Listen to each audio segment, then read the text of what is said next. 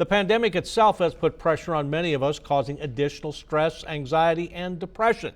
MTN's Phoenix O'Connor spoke to a licensed clinical social worker about identifying whether you're experiencing the blues or depression. That in the rebound. Jennifer Preamble is a licensed clinical social worker for the Lewis and Clark County. She says it's important to check in with how you're feeling. You might have a couple of days where you're staying up, you're really worried, and then you might have a couple of days where you're just exhausted and sleeping.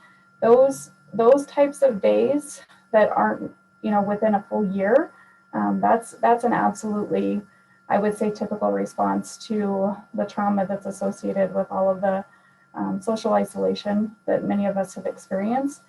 It's okay to feel down for a day or two occasionally, but if that feeling persists, you may want to contact someone to talk to.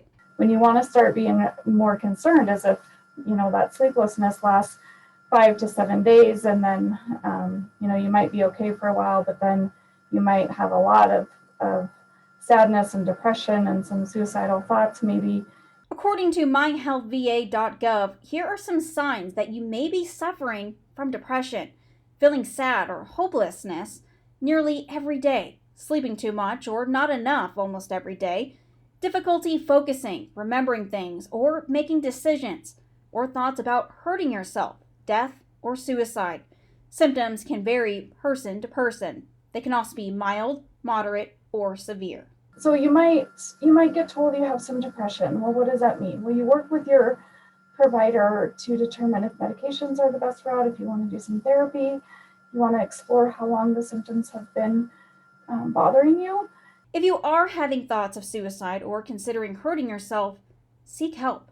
The Center for Mental Health offers walk-in care, so you can come in, you can complete an application, we can have somebody meet with you or set up an appointment for you, and lots of agencies that are still open can do that as well. For MTN News, I'm Phoenix O'Connor.